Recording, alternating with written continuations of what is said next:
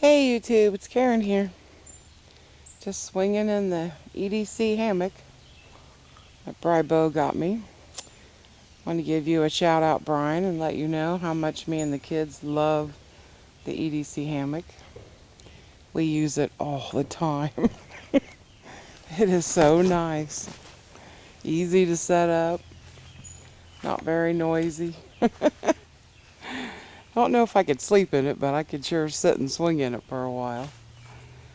But I come out to the woods today to show you a new stove I got, or actually I made,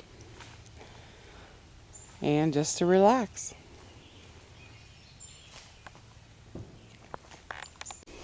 I'll tell you what, this is going to be an awesome place to do an overnighter in the fall, because when all this foliage dies down, you can see straight out to the river.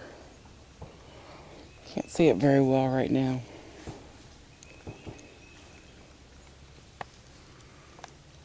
This will be a nice wild camping place.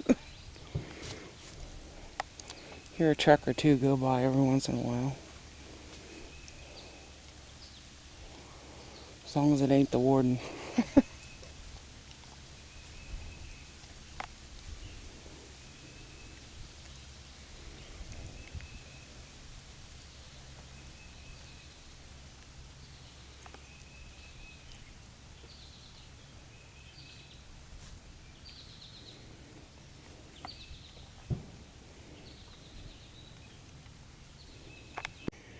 Well, it started thundering a little bit, so I put up my tarp. That's my Bushcraft USA Sil Nylon, lightweight. I think it's a 5x7 tarp. It's not real big. Just covers it, really. I put it up in a diamond fashion. Starting to get some dark clouds up there. It's thundering a little bit. Sun's still peeking through.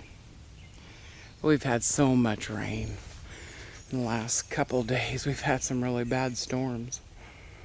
So as long as it don't blow, I'll stay out. I don't mind the little shower.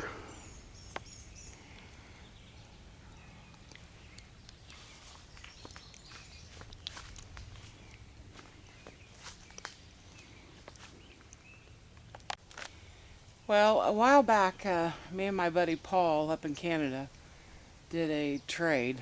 I'm not going to say Paul's last name. I'll just put the link to his video up in the video because I probably wouldn't know how to pronounce it. But we all used to know him as Jimmy Q33. And Paul's from Canada, and he couldn't get the Walmart grease pot. So we did a trade because I wanted the IKEA stainless steel utensil holder. It's got holes all over it. Everybody makes the hobo stoves out of them. So I sent him a brand new Walmart grease pot up to Canada, and he sent me the IKEA stainless steel utensil holder. Makes a great little hobo stove. And all I did was cut out with my die grinder a hole to feed the wood in, which you probably wouldn't have to do, but if you're going to cook with it or anything, you're going to need some place to feed wood into it. So that's what I want to start up today. I haven't used it yet, so I'm going to go ahead and get some wood in there. I'm going to use one of my homemade fire starters, my little cotton disc. And some people put legs on these too with bolts, nuts and bolts. I didn't have a chance to do that, but I might. I don't know. I just want to start it up today and maybe just do some coffee. My plan was to make dinner, but guess what? I went off and forgot my dinner. Had everything all packed up and had the steak in the freezer and went right off and forgot it.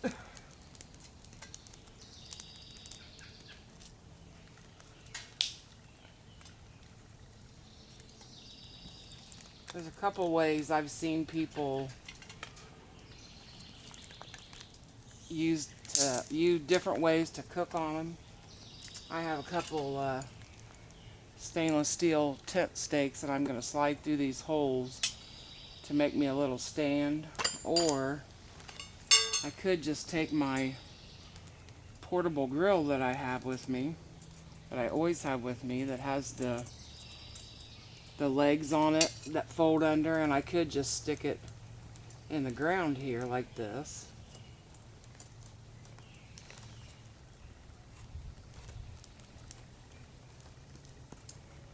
And use it that way.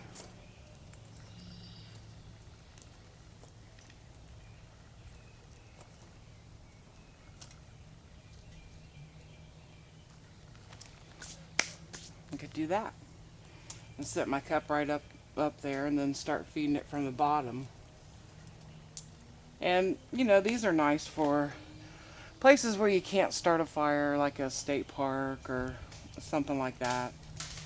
Maybe you don't want to start a fire. I do have a fire pit here, so I'm allowed to, but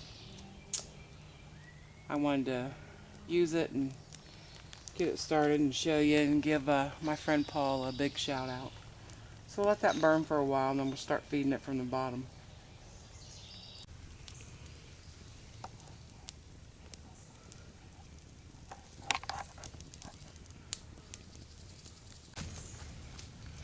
I'm also trying out my foldable, collapsible water bottle.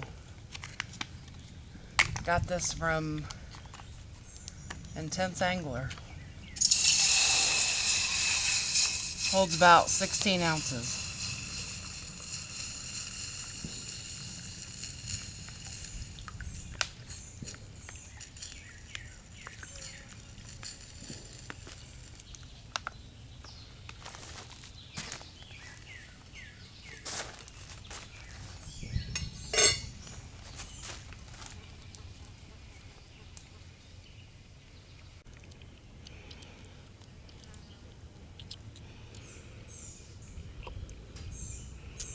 It's actually working really good.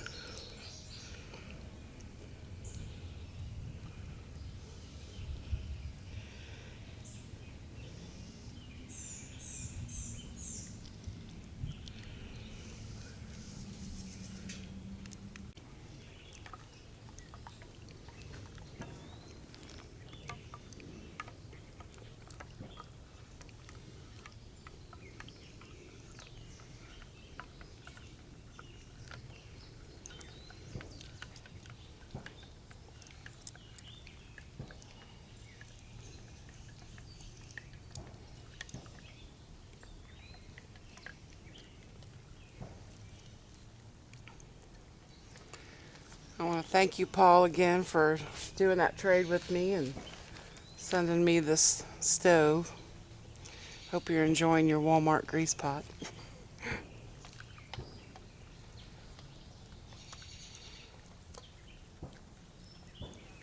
I love it. I think I'll get a lot of use out of it because like I said, I do a lot of state park hiking, and you're not really supposed to build a fire. A lot of times in the summer, depending on how hot it is, they'll do burn bans, and it has to be in a fire ring or something. Sometimes you're not even allowed to do that. But as you can see, it's working real well. And it's stainless steel. Again, it's made by IKEA, I think. That's how you pronounce it. And all I did was take my grinding wheel and cut out that hole to feed the wood from the bottom. I guess you could use, I could have used my Dremel tool and went right between the holes and done it that way. It would have taken a lot longer, but you can do it that way. But I think it worked well, but I think the next time I am going to get some bolts the size of these holes and some nuts and put it on some legs, maybe, I don't know, an inch or so. I've seen people do that. Maybe it works better, I don't know. It seems to work really well. But I did have to blow on it a couple times and get air in there because I am in a little fire ring here and I am in the woods. I'm not really in the wind, so. But try this project. It's really neat, and I think it'll last a long time too. It's just a stainless steel utensil holder.